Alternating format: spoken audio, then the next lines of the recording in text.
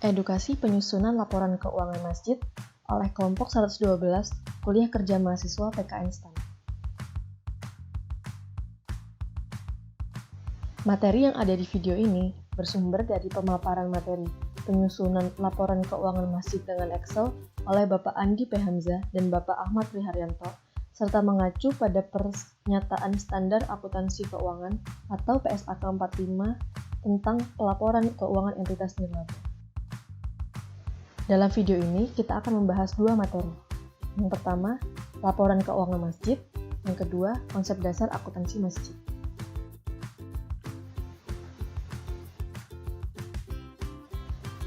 Saat membahas laporan keuangan masjid, pertanyaan pertama yang sering kali muncul adalah, kenapa sih kita perlu menyusun laporan keuangan masjid? Alasan pertama mengapa kita perlu membuat laporan keuangan masjid adalah keuangan masjid merupakan amanah dari masyarakat. Oleh karena itu, setiap penambahan ataupun pengurangan dari keuangan masjid, baik itu infak, zakat, pembangunan masjid, kebutuhan untuk acara masjid, bahkan biaya listrik dan air pun perlu dicatat dan disusun sebaik mungkin agar dapat dipertanggungjawabkan dengan baik kepada masyarakat. Nah, kegiatan-kegiatan yang memengaruhi keuangan masjid tadi sebaiknya dirangkum dan dalam bentuk yang lengkap, relevan, dan dapat diandalkan, yaitu laporan keuangan. Lalu, apa saja fungsi dari laporan keuangan? Yang pertama, tentu saja fungsi pertanggungjawaban, yaitu laporan keuangan masjid digunakan untuk bentuk pertanggungjawaban kepada masyarakat. Lalu yang kedua, fungsi pengelolaan, yaitu laporan keuangan masjid digunakan agar pengelolaan keuangan masjid lebih efektif dan efisien. Berkaitan dengan laporan keuangan masjid, beberapa masjid sudah melakukan pencatatan dan pelaporan berkaitan dengan uang kas masjid mereka, yaitu penerimaan kas, pengeluaran kas, lalu saldo kas. Namun, apakah laporan seperti itu saja cukup untuk menggambarkan kondisi keuangan masjid? Menurut Pernyataan Standar Akuntansi Keuangan atau PSAK 45, terdapat 3 macam laporan keuangan masjid. Yang pertama adalah laporan posisi keuangan, yaitu laporan yang menyediakan informasi mengenai kondisi keuangan masjid atau biasa disebut posisi atau saldo keuangan masjid di suatu waktu tertentu. Laporan ini terdiri dari 3 hal. Yang pertama, aset, yang kedua, liabilitas, dan yang ketiga adalah aset neto. Dalam ilmu akuntansi, secara umum, aset neto biasa juga disebut dengan modal. Tiga komponen tersebut akan kita bahas lebih lanjut nantinya di kesamaan dasar akuntansi. Laporan yang kedua adalah laporan arus kas, yaitu laporan menyajikan informasi mengenai penerimaan dan pengeluaran kas dalam jangka waktu satu periode pelaporan. Kegiatan yang menyebabkan keluar masuknya uang kas ini disebabkan oleh 3 jenis kegiatan.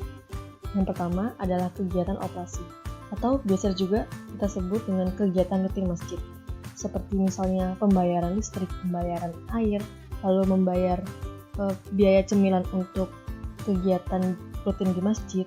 Lalu yang kedua ada kegiatan investasi, yaitu kegiatan yang digunakan untuk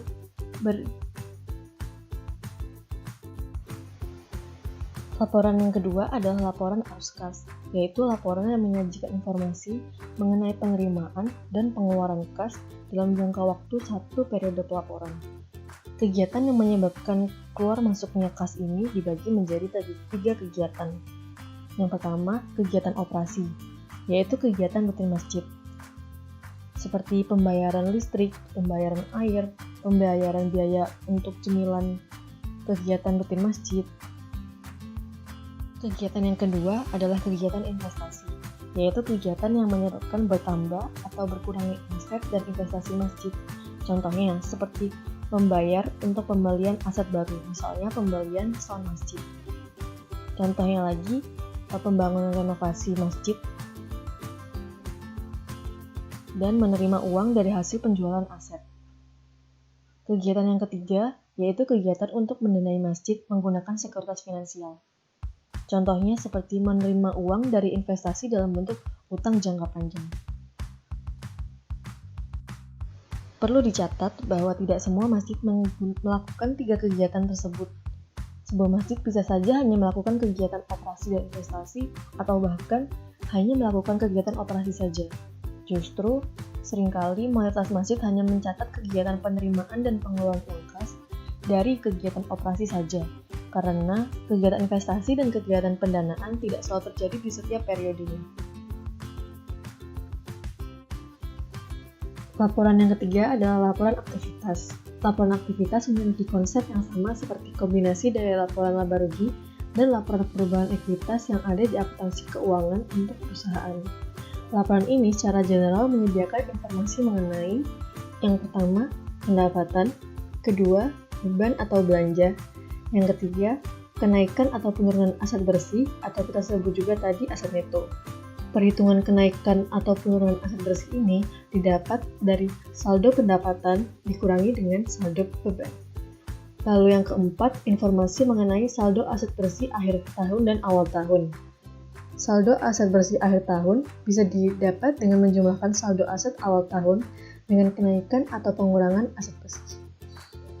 Nah, informasi saldo aset bersih akhir tahun yang ada di laporan aktivitas inilah yang juga akan dilaporkan sebagai aset neto dalam laporan posisi keuangan. Selanjutnya, konsep dasar akuntansi keuangan masjid. Hal pertama yang perlu kita ketahui untuk memahami konsep akuntansi adalah persamaan dasar akuntansi, yaitu aset sama dengan utang ditambah modal. Persamaan inilah yang merupakan komponen yang ada di laporan posisi keuangan tadi. Selanjutnya, jika kita uraikan, saldo modal atau yang kita sebut tadi juga aset neto didapat dari perhitungan modal awal ditambah pendapatan dikurangi beban seperti perhitungan yang ada dalam laporan aktivitas. Sehingga kita mendapatkan persamaan dua, yaitu aset sama dengan utang ditambah modal awal ditambah pendapatan dikurangi dengan beban. Selanjutnya, beban sebagai pengurang di sisi kanan dapat kita pindahkan ke sisi kiri agar menjadi positif. Sehingga kita dapatkan persamaan ketiga, yaitu beban ditambah aset sama dengan utang ditambah modal awal ditambah lagi dengan pendapatan. Di sini dapat kita lihat di persamaan ini terdapat sisi kiri dan sisi kanan. Sisi kiri adalah sisi debit, sisi kanan adalah sisi kredit. Sisi debit dan sisi kredit ini dapat kita sebut sebagai saldo normal dari komponen yang ada di sisi tersebut. Sehingga untuk komponen beban dan aset memiliki saldo normal di debit, dan untuk komponen utang, modal awal, dan pendapatan memiliki saldo normal di kredit. Saldo normal adalah sisi normal dari komponen tersebut. Jika komponen mengalami penambahan, maka akan menambah sisi dari saldo normal komponen tersebut. Contohnya, masjid membeli sound baru, maka masjid memiliki aset yang bertambah dan terjadi penambahan di saldo normal aset, yaitu sisi kiri atau sisi debit. Sebaliknya, jika masjid menjual sound tersebut, maka aset masjid akan berkurang dan terjadi penambahan di sisi sebaliknya, yaitu sisi kredit. Berikut adalah contoh pencatatan dalam persamaan dasar. Persamaan dasar akuntansi adalah aset sama dengan utang ditambah dengan modal, atau aset bersih. Aset memiliki berbagai jenis, salah satunya adalah kas dan perlengkapan.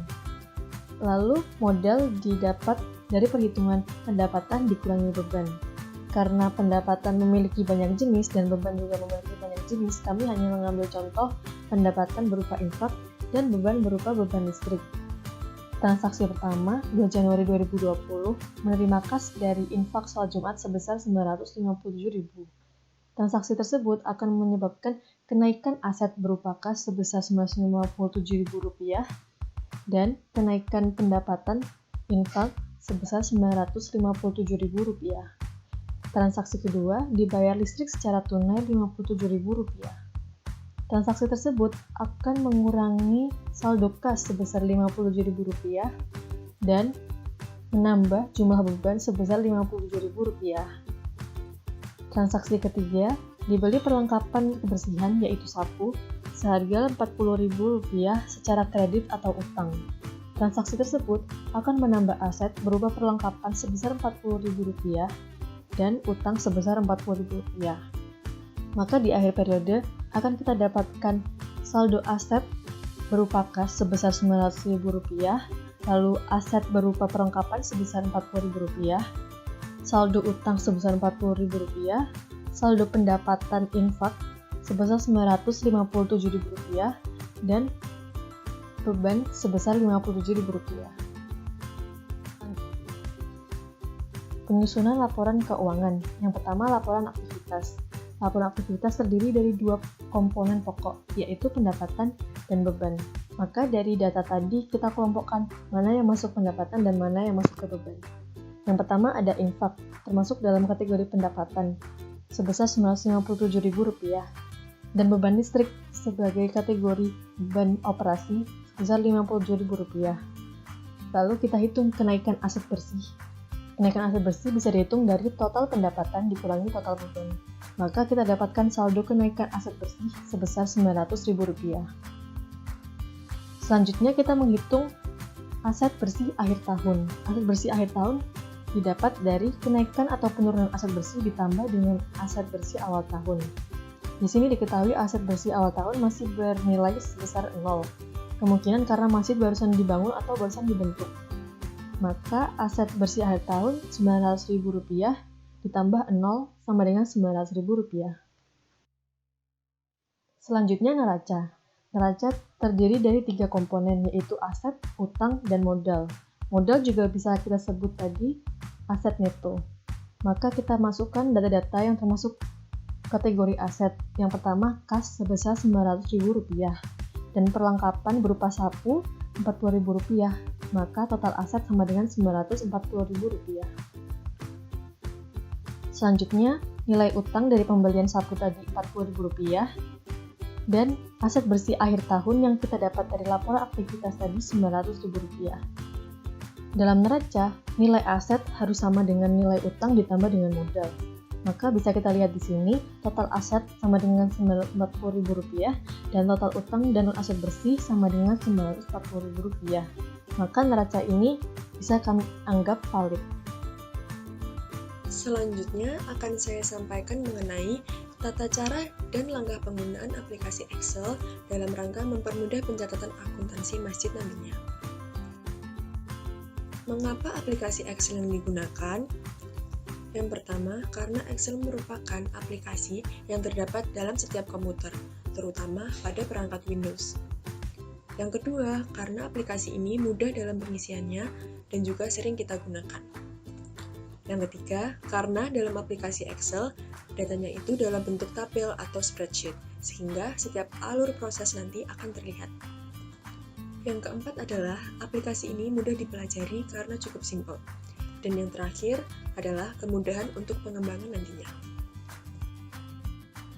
Jadi, dalam aplikasi ini, kita akan menginput data yang kita ketahui, lalu Excel memprosesnya, sehingga menghasilkan output berupa laporan keuangan.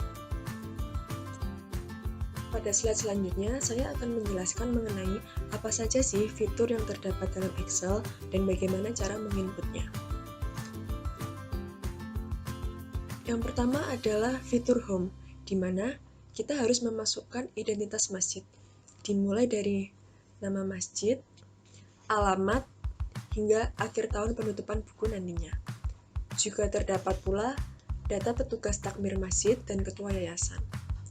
Setelah semua data diinput di dalam sini, nanti otomatis semua laporan keuangan sudah terisi dengan identitas masjid dan juga yang bertanggung jawab sebagai penanda tangan tiap laporan keuangan. Pada contoh ini, nanti yang bertanggung jawab sebagai penanda tangan laporan keuangannya adalah ketua yayasan, yaitu Pak Andi. Lalu pada slide selanjutnya ada fitur anggaran masjid.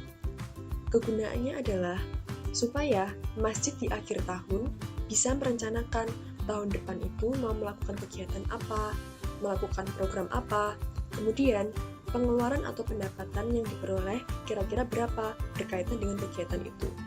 Jadi, anggaran pendapatan dan belanjanya nanti dimasukkan di sini.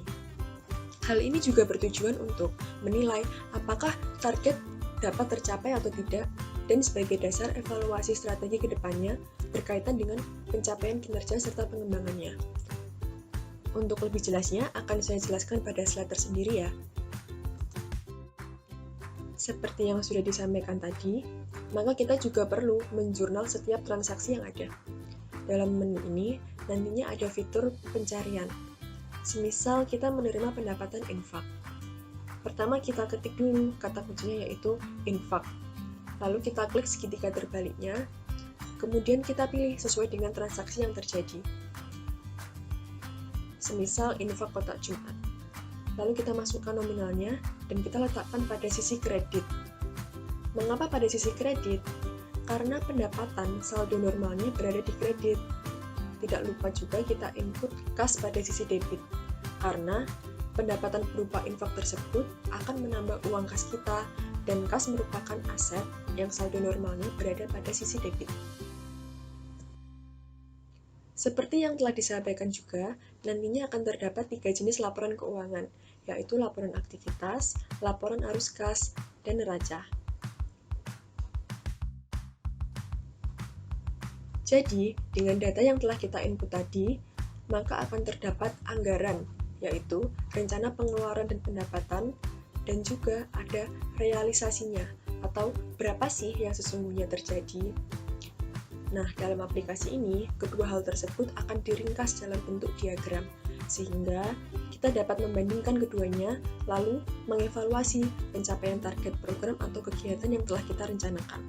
Apakah sudah sesuai harapan atau ada yang perlu diperbaiki lagi?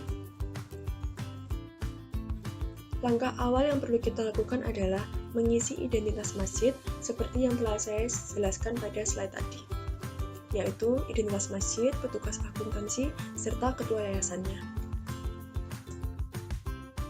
Langkah selanjutnya adalah menginput saldo awal, yaitu berapa saja nominal aset, utang, dan aset neto yang kita miliki, dengan menggunakan mekanisme penjurnalan, yaitu aset pada sisi debit, utang dan aset neto pada sisi kredit.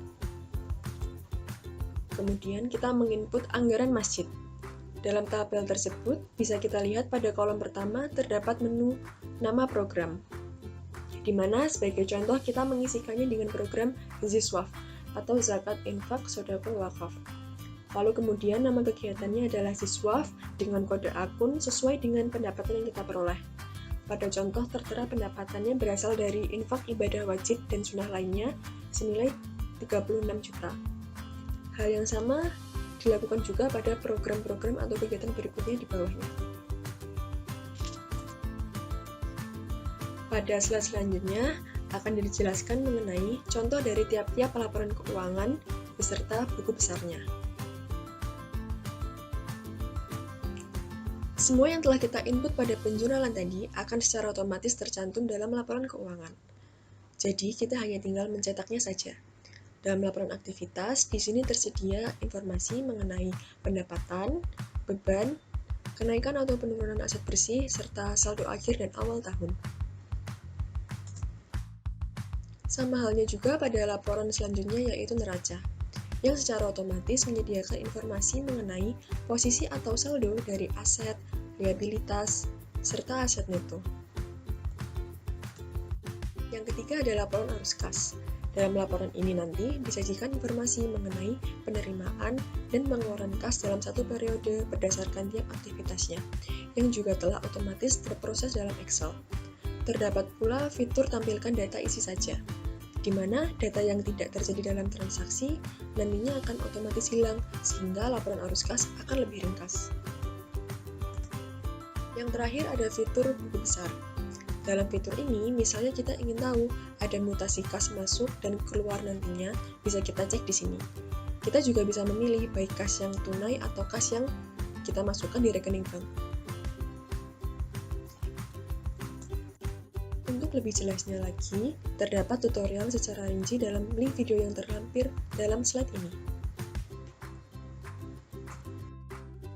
Akhir kata, kami ucapkan terima kasih atas waktunya. Bila ada kesalahan, mohon dimaafkan.